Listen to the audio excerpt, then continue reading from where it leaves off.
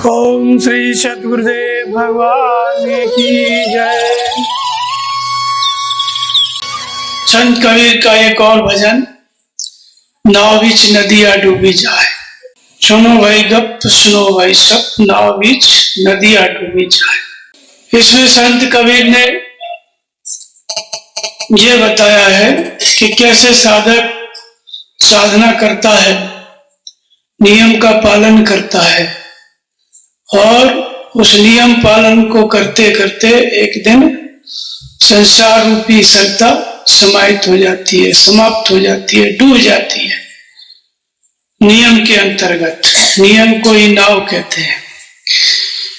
तो रामचरितमानस में संत तुलसीदास जी ने कहा कि भव सिंधु अगाध पड़े नरते, पद पंकज प्रीत न जे करते। ये मनुष्य अगाध संसार सागर में पड़े हुए हैं जो भगवान के चरणों में प्रेम नहीं करते।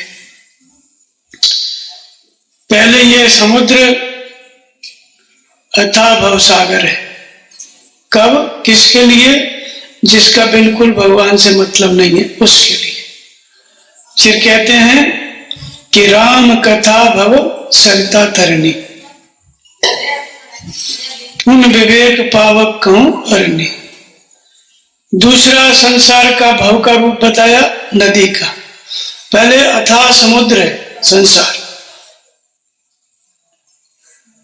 लेकिन वही संसार समुद्र राम कथा भव सरिता तरनी। जब राम की कथा मिल गई अर्थात ब्रह्म विद्या मिल गई, किसी महापुरुष से किसी की शरण में चले गए, तो वो राम कथा जब मिल गई, ब्रह्म विद्या का मनन करने लग गया, तो वो जो अथाह संसार था समुद्र की तरह, वही भवसरिता के रूप में बदल जाता है, उसका किनारा बन जाता है। तो ब्रह्म विद्या रूपी कथा, उसके द्वारा फिर क्या हो जाता है?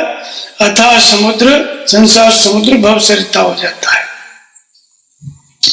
इसके बाद और आगे बढ़ा साधक तो हरि चरित्र जी गावे तेन परे भवकूपा। जो भगवान के चरित्रों का चिंतन करने लगता है तब फिर वो भवकूप हो जाता है। क्या? समुद्र। जो संसार था अथाह जलराशि के रूप में था, ब्रह्म विद्या का चिंतन करने लग गया, भवसरिता हो गया। और जब और मनन चिंतन किया, भगवान के गुणों का, चरित्रों का चिंतन करने लग गया, तो हर चरित्र जी गावे हर पद पावे तेन परे भवकूपा। जो भगवान के चरित्रों का चिंतन करने लग गया तो उसके लिए वही अथाह संसार समुद्र भवकूप हो जाता है। लेकिन भवकूप है तब भी संसार तो है। इससे भी आगे की स्थिति आती है कि नाम लेत भव सिंधु। इससे भी आगे की स्थिति में कहते हैं कि गौपद सिंधु अनल सितलाई और राम कृपा कर चितवा जाए। और अधिक संयम सध गया, भवकूप से आगे बढ़ा, चरित्र चिंतन से साधना करते करते तो गौपद सिंधु अनल सितलाई, ये जो संसार रूपी समुद्र है, एक गाय के खुर के बराबर हो जाता है। गाय के खुर के बराबर होने का मतलब ये नहीं है कि गाय का पैर जहां रखती है तो बरसात में पानी भरता है, उतना। वो एक प्रतीक है गाय का खुर। गोपद सिंधु अनल सितलाई, राम कृपा, जिस पर भगवान की सीधी कृपा हो गई उसके लिए गाय के खुर के बराबर वही संसार समुद्र हो जाता है जो अथाह था पहले। भगवान की कृपा कब होती है? तो मन क्रम वचन छोड़ चतुराई, भजत कृपा करिए अनुराई। मन क्रम वचन से सब कुछ छोड़ के केवल भगवान का नाम जपो, भजन करो, तो भगवान कृपा करते हैं। भगवान कृपा करते हैं तो अथाह समुद्र को, संसार समुद्र को भवसरिता बनाते हैं, फिर भवकूप बनाते हैं, फिर गौपद सिंधु, उतना बड़े समुद्र को गोपद के बराबर बनाते हैं। तो गोपद का मतलब ये नहीं है कि गाय का, भले ही गोपद के गाय के खुर के बराबर गड्ढा उतना समुद्र है, लेकिन रपट के गिरने की संभावना है। तो वो कितना है? गाय का खुर मतलब जितना गो गोचर जहां लग मन जाई, सो सब माया जाने पाई। गौ के खुर का मतलब होता है जहां तक मन और इंद्रियों का विस्तार है वो समाया है, लेकिन मन से तो इंद्रियां सिमट गई तो ये गौ का खुर हो गया। जितना इंद्रियों का आयतन है उतना ही संसार है, अर्थात इंद्रियां संयमित होकर भजन में लग गई भगवान के में, उतना संसार बचा है जब तक भगवान नहीं मिले तब तक। लेकिन नहीं मिले तब तक दूरी तो है, तो गोपद सिंध हो गया। और गरुड़ सुमेर ऋण तो समताई और राम कृपा कर चितवा जाए। गरुड़ सुधारे पुकारे मिताई गोपद सिंध अनर सितराए। जब भगवान कृपा कर देते हैं तो गरुड़ सुधा जो संसार रूपी विषय है, विषय रूपी विष, वो अमृत के तुल्य हो जाता है। और जो रिपु करे मिताई, जो शत्रु है वो मित्र हो जाता है, अर्थात इंद्रियां जीत ली जाती हैं तो शत्रु वो मित्र हो जाती हैं, फिर जितने भी शत्रु हैं सब मित्रवत हो जाते हैं। और गरुड़ जी को कहते हैं गरुड़ सुमेर ऋण समताई और राम कृपा कर चितवा जाए। गरुड़ जी सुमेर पर्वत भी रजकण हो जाता है, किसके लिए? जिसके ऊपर भगवान कृपा कर दे। तो भगवान कृपा कैसे करते हैं? जब कोई भक्त भजन करता है, भजन करने में लग गया, ब्रह्म विद्या का चिंतन करने लग गया, तो भव सागर सरता हो जाता है। भगवान के चरित्रों का मनन करने लग गया तो भवकूप हो जाता है। मन से इंद्रियां सिमट गई, संयमित हो गई तो गोपद सिंध हो जाता है और फिर भगवान की कृपा हो जाती है। इससे भी आगे की स्थिति में नाम लेत भव सिंध सुखाई और करो विचार सुजन मनमाई। नाम लेते ही भवसागर सूख जाता है। उसी बात को कबीर इस भजन में बताते हैं कि नाव बीच नदिया डूबी जाए। सारी दुनिया में लोग जानते हैं कि नाव समुद्र में डूबती है, जहाज डूब जाते हैं, नदी में डूबती है, हर साल बरसात में सूचना आती है, लेकिन कबीर कहते हैं नाव में नदी डूब गई। तो यहाँ कौन सी नदी है? भवसरिता। और नाव क्या है? नियम। कौन सा नियम? परमात्मा प्राप्ति के लिए जो योग विधि है वो नियम पूर्वक भली प्रकार नाम का जप कर रहा है साधक, तो एक समय ऐसा आ जाता है कि भवसरिता ही उस नाम रूपी नियम में समाहित हो जाती है। नाम का जप और ध्यान नियम पूर्वक चलता रहा तो एक समय कैसा आता है कि जो भवसरिता रूपी नदी है, संसार रूपी नदी, ये नियम के अंतराल में विलीन हो जाती है, समाप्त हो जाती है, सूख जाती है। तो उसी को कबीर ने, उस दशा को कबीर ने इस भजन में बताया है कि भवसरिता कैसे नियम के अंतराल में डूब जाती है। नियम ही नौका है, नियम ही नाव है। कौन सा नियम? नाम जप का नियम, ध्यान का नियम, ब्रह्म विद्या के चिंतन का नियम। ये नियम पालन करेगा तो ये जो भवसरिता ये समाप्त हो जाएगी। इसी बात को कबीर इसमें कहते हैं। तो समाप्त होने में उसके क्रम होते हैं, एक एक क्रम से समाप्त होती है। पहले क्या होता है? जब भवसरिता समाप्त होती है तो कबीर कहते हैं कि एक अचंबा ऐसा देखा, कुआं में लगी आग और पानी पानी जल गया, मछली खेले फाग। कबीर दास अनादिकाल से जैसे महापुरुष हुए उसी स्थिति वाले थे।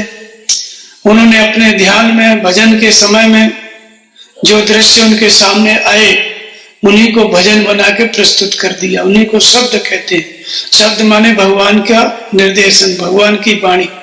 तो कबीर ने जो देखा उसको गा दिया, उसी को कबीर बीजक कहते हैं। तो एक अचंबा ऐसा देखा, कुआं में लागी आग।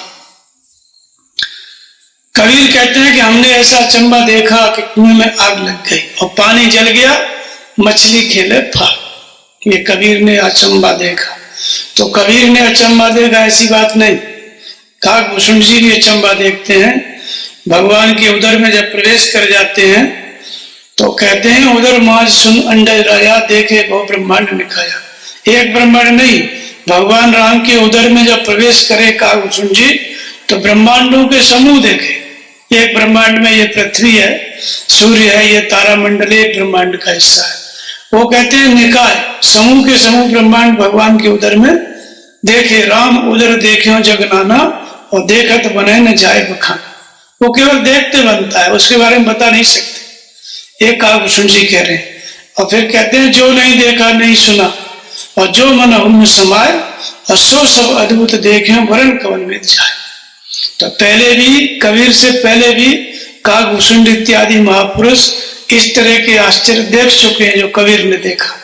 तो ये कबीर कोई नई बात नहीं देख रहे हैं, पूर्व में जो महापुरुष हुए उन्होंने भी यही सब चीज देखा। तो यही चीज वेद उपनिषद रामायण गीता सब में यही जो कबीर ने भजन में बताया है यही बात उनमें भी बताई गई है।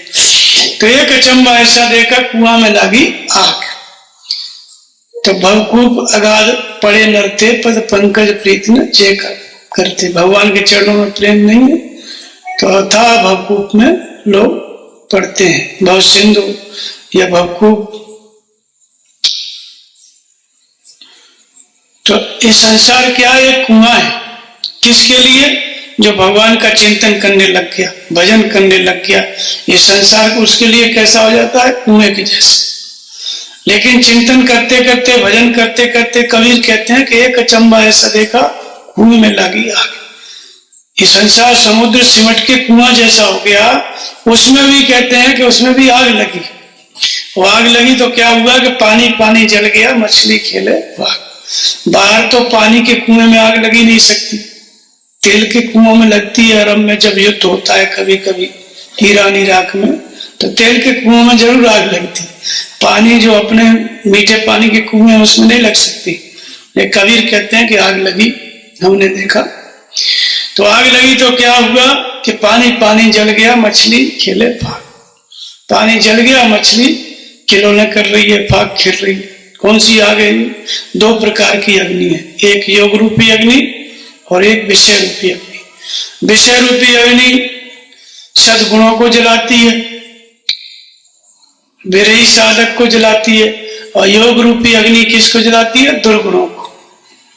तो योग में लगते लगते जब योग रूपी अग्नि प्रज्वलित हो गई, ज्ञानाग्नि दग्ध कर्माणम तमाहु पंडितम बुधा। ज्ञान रूपी अग्नि इसी को कहते हैं, योग रूपी अग्नि इसी को कहते हैं। तो जब योग रूपी अग्नि प्रकट हो गई ध्यान करते करते, तो विषय रूपी जल जल जाता है।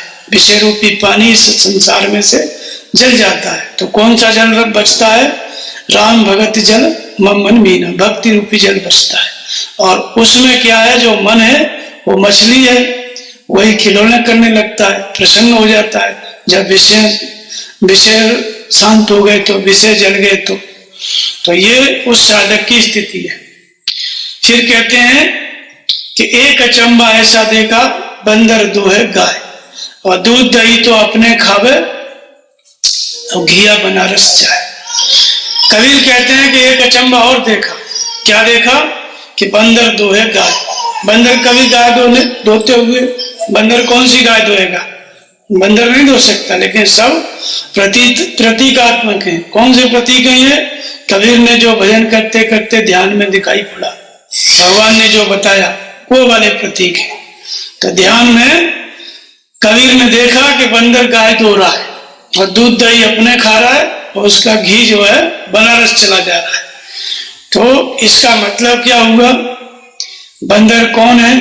तो बंदर का मतलब होता है ब्रह्माचरण प्रवृत्ति ही बानरी सेना है। बानर कटक उमा में देखा जो मूर्ख सो करण चल देखा। बानरी सेना अपार थी, इधर रावण की सेना भी अपार थी। तो ये बानरी सेना क्या है? ब्रह्म आचरणमयी प्रवृत्ति। ये ब्रह्म आचरणमयी प्रवृत्ति किसके सहारे काम करती है? इसका मेन कौन होता है? प्रमुख अगुआ। तो वैराग्य रूपी हनुमान। जब हनुमान जी युद्ध हो रहा था तो हनुमान जी की पूंछ का घेरा था। जब संपूर्ण बानरी सेना और भगवान राम लक्ष्मण सब हनुमान जी अपने पूंछ का घेरा लगा लेते थे, उसके अंदर जो है सारी सेना रहती थी और हनुमान जी दरवाजे पर रहते थे। पूरी सेना को पूंछ के घेरे के अंदर रखते थे तो हनुमान जी की सुरक्षा रहती थी। तो ये हनुमान जी क्या है? वैराग्य रूपी हनुमान। तो एक अचंबा ऐसा देखा बंदर दोहे गाय। वैराग्य ही हनुमान है। गाय क्या है? जित पवन मन को निरस कर उन ध्यान करूंगा पावे। मुनि लोग पवन को जीतते हैं, गौ को निरस करते हैं, बाहर की गौ को निरस्त करके नहीं, गाय को निरस्त करके क्या पाएगा मुनि? कुछ नहीं। ये गौ कौन सी है? मनसित इंद्रियां, यही गाय है। इनके अंतराल से दुग्ध प्राप्त करता है। दुग्ध का मतलब ब्रह्म पीयूष, ईश्वरीय गुण, ब्रह्म पीयूष उसको कहते हैं।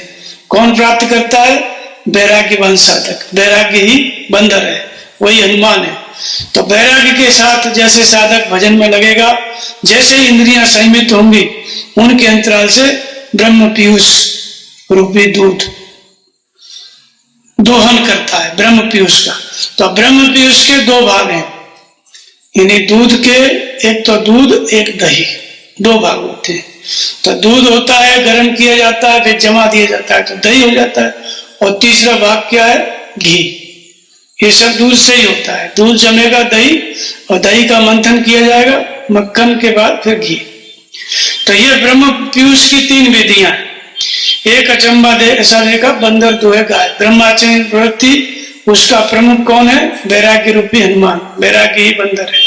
वैराग्य के साथ ही दसों इंद्रियों के अंतराल से संयमित करके ब्रह्म पीयूष को साधक प्राप्त करता है। तो ब्रह्म पीयूष दो भागों में रहता है। एक तो होता है ज्ञान रूपी दूध, ईश्वरीय गुण, ज्ञान रूपी दूध, और उस ज्ञान के अनुसार आचरण करना। धर्म ते विरत, योग ते ज्ञान। धर्म का आचरण करोगे तो वैराग्य होगा, वैराग्य होगा तो योग में मन लगेगा, और योग में मन लगेगा तो ज्ञान प्राप्त होगा। तो यहाँ ज्ञान क्या है? दूध है। इसी को ईश्वरीय गुण भी कहते हैं। तब ज्ञान रूपी दूध, और जैसे जैसे ज्ञान होता जाएगा वैसे वैसे चित्त ध्यान में स्थिर होता जाएगा, जमता जाएगा। ध्यान ही दही है। ज्ञान और ध्यान की मस्ती को खुद भोगता है। जो वैराग्यवान साधक है, इंद्रियां संयमित होंगी, ब्रह्म पीयूष प्राप्त होगा, तो उसकी जो ज्ञान की मस्ती है, ध्यान की मस्ती है, उसका उपभोग कौन करता है? खुद, भजन काल में। और घिया बनारस जाए, जो सार तत्व है परमात्मा, वो हृदय काया रूपी काशी में, इसी हृदय के अंतराल में इकट्ठा होता रहता है। सार तत्व यानी परमात्मा। तो ज्ञान और ध्यान, इनका परिणाम परमात्मा है, वो इकट्ठा होता रहता है, सार तत्व। और ज्ञान और ध्यान की मस्ती किसको आती है? जो भजन कर रहा है। वो कौन है? वैराग्य ही बंदर है, वैराग्यवान साधक, जो इंद्रियों को सीमित करके ब्रह्म पीयूष रूपी दुग्ध प्राप्त करता है। तो इसलिए दूध दही तो अपने खावे, और घिया बनारस जाए। फिर कहते हैं, एक अचंबा ऐसा देखा, गिरगिट गोने जाए, और 16 गज की साड़ी पहने पूछ उगारी जाए। फिर कबीर कहते हैं कि और एक अचंबा देखा। तो जो भजन कर रहा है, ध्यान कर रहा है, तो भगवान उसको बताते ही रहते हैं ना, ध्यान में ये है वो है, सब चीज उसी को लिख दिया। जिससे लिखवाना रहता है उसको ये सब चीज आती रहती है, जिसको भगवान प्रेरणा करते हैं। तो कबीर कहते हैं कि एक अचंबा और देखा, गिरगिट गोने जाए। गिरगिट कैसे गोने जाएगा? गिरगिट जो इंद्री है, गिरगिट वो कहते हैं 16 गज की साड़ी पहने। 16 गज की साड़ी कितनी होती है? 16 दूनी 32, 16 38, 48 फुट होती है। गिरगिट का पता ही नहीं चलेगा, साड़ी साड़ी देखे क्या गोने जाएगा गिरगिट। लेकिन ये क्या है? ये गिरगिट माने साधक, भक्त, जो भजन कर रहा है, वो गिरगिट है। गिरगिट क्यों कहा उसको? क्योंकि भगवत पथ में सब लोग एक बार चल के सक्सेस हो जाए ऐसा नहीं होता है। कई बार माया गिराती है, कई बार माया झटका देती है। विश्वामित्र 3 बार गिरे, 3 बार झटका लगा, फिर समर्पित हुए, फिर भगवान की को प्राप्त किए। यह गिरगिट गोने जाना है। श्रृंगी ऋषि थे, पाराशर ऋषि थे, बहुत लोग विचलित हुए। गिर गिर के फिर साधक और वेग से लगता है, तो प्रभु की मंजिल मिलती है उन्हीं को जो तूफानों से लड़ता है, और प्रलय के बादल गिरते हो आगे ही आगे बढ़ता है। तो साधक का जब माया गिरा देती है तो संभल के फिर चल देता है, उठ बैठ के फिर चल देता है। ये है गिरगिट गोने जाना। लेकिन ये जाता कैसे है? तो 16 गज की साड़ी पहने, 16 गज की साड़ी पहन लेता है तो गौने चला जाता है। गौने मतलब अपने स्वरूप को प्राप्त कर लेता है, गमन करता है, परमात्मा के धाम में गमन करता है, अपने सहज स्वरूप को प्राप्त कर लेता है, परमात्मा की तरफ चला जाता है। लेकिन कैसे जाता है वो, कौन सा कपड़ा, तो 16 गज की साड़ी पहने। 16 गज की साड़ी क्या है, वास्तव में सत्य ही साड़ी है, लेकिन ये सत्य सबके अंदर है। सत्य चेतन घन आनंद राशि परमात्मा सबके अंदर है, वही सत्य है। ये सत्य हमको हमारे चारों तरफ, हम उससे उत्प्रोत कैसे हो जाए, हमसे कैसे लिपट जाए, तो सत्य ही साड़ी है। और 16 गज का मतलब कहाँ लिपटना है उस सत्य को, कहाँ उसको उतारना है, आत्मसात करना है। तो 10 इंद्रियां, मन बुद्धि चित्त अहंकार तेज और पराग, 10 इंद्रियां हैं इस शरीर में जिससे भजन किया जाता है। मन बुद्धि और चित्त अहंकार 14 हो गए, और तेज और पराग, परमात्मा का तेज, ईश्वरीय तेज जो कि पराग के रूप में है प्रत्येक व्यक्ति के अंदर। तो ये है 16 तत्वों का सूक्ष्म शरीर, मन का संसार। इसमें जब सत्य लिपट जाता है, इसके आचरण में सत्य उतर आता है, सत्य माने परमात्मा, जब उतर आया तो साड़ी को पहन लिया, सत्य रूपी साड़ी को उड़ लिया। जब ये 16 तत्वों के सूक्ष्म शरीर में सत्य उतर के आ गया तो सत्य रूपी साड़ी को पहन लिया। तो 16 गज की साड़ी पहने, वो तो पहन के पहुंच जाता है भगवान के धाम में, लेकिन पूंछ उगारी जाए, पूंछ उगारी जाए। 16 गज पहन लिया फिर भी पूंछ उगारी, बाहर का कह थोड़ी है। पूंछ उगारी जाने का मतलब है महाजनायन गता स्पंथा, मार्ग क्या है। युधिष्ठिर ने, यक्ष ने पूछा मार्ग क्या है संसार में, तो महापुरुष लोग तपस्या करके जिस मार्ग से गुजर गए, भगवान को प्राप्त कर लिए, वही मार्ग है। महापुरुष लोग, महाजन लोग जिस मार्ग से निकल करके साधना करके तत्व को प्राप्त कर लिए, वही एकमात्र मार्ग है, और कोई मार्ग नहीं है। तो पीछे अपना रिकॉर्ड छोड़ जाता है। अब कबीर तो भगवान को पा लिए, ये भजन छोड़ गए, ये अपना रिकॉर्ड ही छोड़ गए। जितने महापुरुष हुए भगवान को पा लिए, भगवान कृष्ण, गीता क्या है, पूंछ उगारी जाए, अभी तक कल्याण कर रही है लोगों का। रामायण क्या है, पूंछ उगारी जाए। जितने महापुरुष हुए पीछे अपना रिकॉर्ड छोड़ जाते हैं, उनके बारे में ही, यानी उनकी जीवनी पढ़कर ही पीछे वाले लोग अपने मार्ग पे चलते हैं। वो उनके लिए आदर्श होते हैं, वो रिकॉर्ड है उनका, उनका नाम चलता है। महापुरुष तो अपने धाम में पहुंच गए, बाद में उनकी रहनी गहनी कैसे रहते थे, क्या किए, क्या बताए, उसी को लेकर के पीछे वाले लोग आचरण करते हैं। तो गिरगिट पूछ उगारी जाए। फिर कहते हैं कि एक अचंबा ऐसा देखा, मुर्दा रोटी खाए, और शंकारे से बोलत नहीं, मारे से चिल्लाए। कबीरदास कहते हैं कि और एक अचंबा हमने देखा।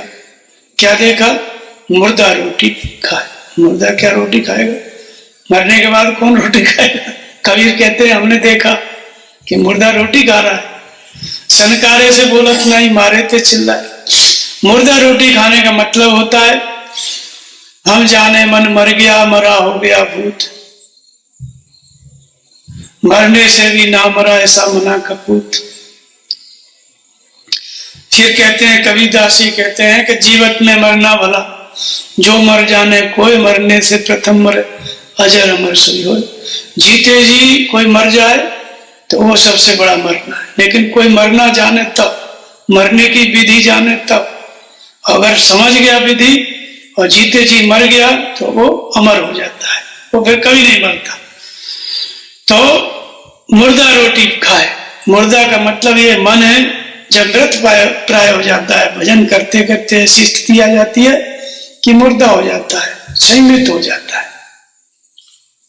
जब तक बोल रहा है, जब तक मन में विचार उठ रहे हैं, तब तक जिंदा है, भजन नहीं करेगा। इच्छाएं उठ रही हैं, ये उठ रहा है, तो मुर्दा नहीं है, कुछ ना कुछ बोल रहा है। ऐसा हो जाए कि बाहर के विचार आना बंद हो जाए, शांत और संयमित होकर के, फिर वो क्या, जब वो शांत हो गए, बाहर के विचार समाप्त हो गए, तो उसका काम क्या होगा, फिर रोटी खाए। रोटी माने र की धारा में रमण करना, जो नाम जप रहा है राम राम या ओम ओम, वही रोटी है, रोज रोज जपना पड़ता है, उसी से आत्मा तृप्त होती है। और र की धारा, उसी को रोटी कहते हैं, उसी को राधा कहते हैं। तो र की धारा में रमण करना, इसको कब खाता है ये मन, जब मृत प्राय हो जाता है, संसार से मर जाता है, भगवान में जिंदा, यानी बाहर के विचारों को त्याग देता है, तो फिर र की धारा में रमण करता है। भजन ही भोजन है, उसके भजन से आत्मा, जब मन लग जाता है भजन में, नाम जप में, ध्यान में, तो आत्मा तृप्त होती है। यही रोटी खाना है। इस तरह की स्थिति वाले साधक की दशा क्या होती है? तो कहते हैं सनकारे से बोलत नहीं, मारे थे चिल्लाए। भले ही मन मृत प्राय है, भजन में लगा है, लेकिन मन तो है अभी। तो सनकारे से बोलत नहीं, ऐसे महात्मा के पास सनकारे से कोई कुछ भी बोले, भिखारी बोले, साधु बोले, असाधु बोले, कैसे भी बोले, कोई फर्क नहीं पड़ता है। महापुरुष जब चलते हैं, भजन करते हैं, तो तरह तरह की बातें लोग कहते हैं, तो सम्मान निरादर आदर ही सब संत सुखी विचरण माई। मान सम्मान, मान अपमान को त्याग के विचरण करते हैं। तो कोई बाहरी वातावरण का कोई इफेक्ट नहीं, कोई प्रभाव नहीं, सनकारे से बोलत नहीं, लेकिन मारे ते चिल्लाए। कौन सी मार? विकारों की, काम की, क्रोध की, लोभ की। बाहर से कोई प्रभाव नहीं पड़ेगा, कोई गाली दे चाहे प्रशंसा करे, लेकिन भीतर से कोई विकार जागृत हो गया, काम, क्रोध, लोभ अंदर मन में, तब चिल्लाता है, तब भगवान से प्रार्थना करता है, तब ध्यान में मन ही मन में प्रार्थना करता है कि अब बचाओ। जब विकार प्रकट होता है तब ये साधक की स्थिति है। और बाहर के वातावरण का कोई फर्क नहीं है। मृत प्राय होकर के भजन कर रहा है, लेकिन अभी मन है, भजन कर रहा है, तो अभी भले ही मृत हो गया संसार से, तो विकार जग जाता है, तब वो भगवान से प्रार्थना करता है, फिर चिल्लाता है। राग है, द्वेष है, क्रोध है, काम है, तो सनकारे से बोलत नहीं, मारे से चिल्लाए। फिर कहते हैं कि एक अचंबा ऐसा देखा, गधा के 2 सींग और चींटी के कर रसरा बांधे, खींचत अर्जुन भीम। कबीर कहते हैं और एक आश्चर्य देखा। क्या देखा? गधा के 2 सींग। रावण, गधा को कोई सींग थोड़ी होते हैं, गधा को कान होते हैं, लेकिन कबीर कह रहे हैं गधा को 2 सींग हमने देखे। वास्तव में सब कबीर की भाषा साधक की भाषा है। साधक की साधना जब भजन करता है तो ये सब अनुभव आते हैं, ये सब चीजें सपने में, अनुभव में आती हैं जो कबीर बता रहे हैं। तो गधा के 2 सींग, गधा का मतलब रावण के 10 शीश थे, उसमें एक शीश किसका था? गधा का। गधा माने जड़ता। 10 इंद्रियां हैं, 10 इंद्रियों की विषय में ही प्रवृत्ति है, वो रावण है, दशानन है। अब इनको हर एक इंद्रियों को अपने विषयों के प्रति जड़ता है। आंख को जड़ता है रूप की, कितना भी हटाओगे तो भी उसी को देखेगी। कान को जड़ता है सुनने की, जो अच्छा लग गया कितना भी हटाओ फिर भी वहीं जाएगा। तो ये जो जड़ता है यही गधा है। और जब तक ये जड़ता रहेगी तब तक द्वैत बना रहेगा। द्वैत ही सींग है। द्वैत क्या होता है? हम अलग हैं, भगवान अलग है। यानी जब तक भगवान अलग है, हम अलग हैं, तब तक द्वैत बना है। और ये सींग की तरह सुनता रहता है, छेदता रहता है। किसको? जो भजन कर रहा है साधक, उसको। सबको नहीं, सब तो जानते ही नहीं। जिसके बीच में माया शांत हो गई है, केवल हमारे और भगवान के बीच में केवल द्वैत बचा हुआ है। भगवान अलग, हम अलग, माया शांत है। तो ये द्वैत भी उसको सिंह की तरह छेदता रहता है, कष्ट देता रहता है। कब अलग हो, कब हम भगवान में विलीन हो जाए, एक 2 समाप्त होके 1 बच जाए। तो गधा के 2 सींग। और इसको कैसे समाप्त किया जाए फिर इस द्वैत को, जड़ता को? तो कहते हैं चींटी के गल रसरा बांधे, खींचत अर्जुन भीम। चींटी के गले में रस्सी बांध करके अर्जुन और भीम खींचेंगे तब। ये कबीर ने देखा। चींटी के गले में रस्सी कैसे कोई बांधेगा? कबीर देख रहे हैं। लेकिन तो वास्तव में चींटी का मतलब है योगी का भली प्रकार संयमित किया हुआ चित्त, एकाग्र चित्त। क्या है? महात्माओं ने संयमित चित्त को चींटी की संज्ञा दी। कौन सी चींटी? छोटी वाली, बारीक वाली। चित्त भली प्रकार संयमित हो जाता है तो कैसा हो जाता है? जैसे बारीक वाली चींटी। एक उपमा दी है भगवान कृष्ण गीता में, कहते हैं कि यथा दीपो निवातस्तो नेगते सोपमा स्मृत योगिनो यत चित्तस्य युञ्जति योगमात्मनः। भली प्रकार संयमित ध्यान करते करते योगी का चित्त जब संयमित हो जाता है योग की पराकाष्ठा में, तो जैसे दिए की लो सीधी ऊपर जाती है, कंपन नहीं होता है, ऐसे ही चित्त सीधा भगवान में लग जाता है, ध्यान में लग जाता है। ओम ओम, अन्य विचार शांत। तो इस तरह के चित्त को कबीर कहते हैं चीटी, संयमित चित्त को। और चीटी के गले में संयमित है चित्त, लेकिन द्वैत है। तो द्वैत को समाप्त करने के लिए क्या करना है? सूरत की रस्सी बनाओ और सूरत को लगाओ भगवान के चरणों में संयमित चित्त से, फिर और भजन करो। किसके साथ? अनुराग के साथ और भाव के साथ। भाव विद्यते देवा, भाव रूपी भीम, भाव में ही पूरा परमदेव परमात्मा विद्यमान है। और मिलन रघुपत बिन अनुरागा, किए कोट जब योग विरागा, अनुराग रूपी अर्जुन। अनुराग और भाव के साथ साधक लगेगा तो धीरे धीरे ये द्वैत भी समाप्त हो जाएगा, ये जड़ता भी खत्म हो जाएगी, भगवान को प्राप्त कर लेगा। तो फिर कहते हैं जब भगवान को प्राप्त कर लिया और संयमित चित्त भी, एकाग्र चित्त भी विलीन हो गया, भगवान को पा लिया, तब उस समय भगवान की प्राप्ति के बाद फिर उस संयमित चित्त, उस योगी के चित्त से क्या निकलता है? तो कहते हैं कि एक चींटी के मूतले संतो नदी नार बह जाए, और पापी नैया पार उतर गए और धर्मी डूबे मझधार। एक चींटी ने के मूतने से नदी और नाला बह गया। चींटी के मूतने से नदी नाला असंभव बात है, लेकिन कबीर कहते हैं ये हमने देखा। तो वास्तव में जब चित्त संयमित हो जाता है, संयमित होके विलीन हो जाता है, भगवान को पा लेता है, तो उसके मूतले मतलब मुंह से, मूतले मतलब उस महापुरुष के मुंह से शब्द कोशों की नदी बह जाती है, वेद और पुराण बन जाते हैं। वेद पुराण क्या? ये नदी है। ये चींटी के मूतले संतो नदी नार बह जाए। संयमित चित्त भी जब भगवान में विलीन हो गया, भगवान को पा लिया, तो उसके मुंह से वेद बन जाए, पुराण बन जाए, गीता बन जाए, रामायण बन जाए, कबीर बीजक बन जाए, और कुछ बन जाए। ये सब नदी किसकी? चींटी, जो चींटी के मूतने से, अच्छा मूतले उसके मुंह से जब संयमित चित्त भी विलीन हो गया, तो जो बोलेगा वही वेद पुराण बन जाएगा, वही शास्त्र बन जाएगा। तो इसमें क्या होता है कि पापी नैया पार उतर गए। ये जो वेद पुराण महापुरुषों की वाणी है, इसको पढ़ के पापी नैया पार उतर गए और धर्मी डूबे मझधार। पापी नैया पार, कौन है पापी? वास्तव में जो इस भगवत पथ में चल दो सब कुछ छोड़ के, तो संसार के लोग उसको कहते हैं पापी है। अभी तो माता पिता की सेवा करनी चाहिए, पत्नी घर में बैठी है, बच्चे छोड़ के चला गया, दुष्ट है, माने संसार की दृष्टि में वो पापी है। लेकिन वो नैया पार उतर गया, वो जो है पार उतर जाता है। भले जनता की दृष्टि में वो पापी है, उधर वो भगवान के क्षेत्र में पार हो जाता है। और धर्मी डूबे मझधार, जो धर्म कर्म करते रह जाते हैं, गाय गंगा जी इधर नहाने गए, उधर गए, दिन भर अपना रामायण का पाठ किए, क्या क्या किए, वो सब डूबते रहते हैं। किसमें?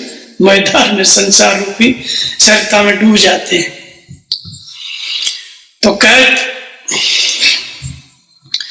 कबीर सुनो भाई साधु, यह पद है निर्वाण। कबीरदास कहते हैं कि ये वाणी का विषय नहीं है, वाणी से परे ब्रह्म की प्राप्ति कराने वाला ये पद है। जो मैंने बताया है ये वाणी से कहने की चीज नहीं है, वाणी से परे जो ब्रह्म है, परमात्मा है, उसकी प्राप्ति कराने वाला पद है, ये निर्वाण पद है। अर्थात जो इस आचरण को करेगा वो वाणी से परे ब्रह्म को प्राप्त कर लेगा। जो यह पद को अर्थ विचारे सोई संत सुजान। जो इस पद का अर्थ विचार ले, जो इन बातों को समझ के अपने आचरण में ढाल ले, नाम जपते जपते, नियम का भली प्रकार निर्वाह करते करते, और संसार रूपी सरता को जो समाप्त कर दे, तो कहते हैं वही संत है। जो इस विधि से अपने संसार रूपी समुद्र को, सरता को नियम का पालन करते करते समाप्त कर दे, कबीर कहते हैं सोई संत सुजान। जो यह पद का अर्थ विचार है, अर्थात इसमें बताई हुई बातों को आचरण करेगा तो वही संत हो जाएगा, वही सुजान हो जाएगा।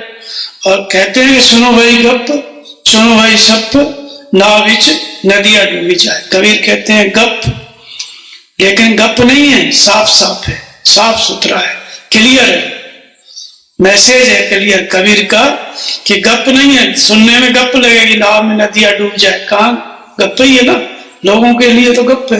लेकिन कबीर अंत में कहते हैं गप नहीं है, साफ साफ है, आंखों देखा हाल है, हमने देखा है, साफ सुथरा रास्ता है, इस पे चल करके ये सही जो कुछ बताया सो घटता है। तो सुनो भाई, गप सुनो भाई सबको।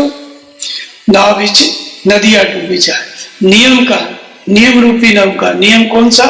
परमात्मा की विधि, योग की विधि का पालन करते करते, नियम पूर्वक प्रतिदिन भजन करते करते, नाम जपते जपते, नाम को नियम पूर्वक जपते जपते एक समय ऐसा आता है कि नाम लेत भव सिंधु सुखाएं। बैकरी से जपा वो भी एक नियम है, मध्यमा से जपा वो भी एक नियम है, बोल करके फिर श्वास प्रश्वास से जपा, श्वास अंदर गई तो बाहर आई तो वो भी एक नियम है। और फिर परावाणी की अवस्था आई, परावाणी की अवस्था में क्या होता है? जपना नहीं पड़ता है, ये श्वास में नाम ढल जाता है। बैकरी में बोल के जपना है, मध्यमा में बोल के जपना है, जैसे ओम ओम ओम हम भी बोले, बाजू वाला भी सुने बैकरी, वो हम बोले हम ही सुने, ये मध्यमा। और पश्चिमी श्वास के सहारे, श्वास कब अंदर गई उसको समझो, कब बाहर आई उसको समझो, समझ में आ जाए तो अंदर गई तो महसूस करो, बाहर आई तो महसूस करो, ये पश्चिमी है। और परा, जब श्वास में नाम ढल गया तो अपने से आवे, जपे न जप पावे, जपने की जरूरत नहीं, एक बार सूरत लगा दो ओम, उसी में मन स्थिर हो जाएगा, फिर इधर उधर जाएगा ही नहीं, शांत स्थिर खड़ा हो जाएगा। इस अवस्था को कहा गया है नाव बिच नदिया डूबी जाए। नाम का नियम पूर्वक तो निर्वाह करते करते ऐसी अवस्था आ जाती है कि भवसरता ही इसमें समाहित हो जाती है, डूब जाए। तुलसीदास कहते हैं नाम लेत भव सिंधु सुखाई, चुप गया डूब गया एक ही बात है। और ये सब सपने में दिखता है कि नाव में नदियां डूब गई, ये दिखाई पड़ता है। वही कबीर ने उसका भजन बना दिया, अभी भी अनुभव में आते हैं सब दृश्य। कबीर उसको बोल दिए, अपना पद बना दिए तो भजन हो गया। बाकी दिखाई पड़ता है सबको, भगवान बताते हैं, सारी चीजें दिखती हैं।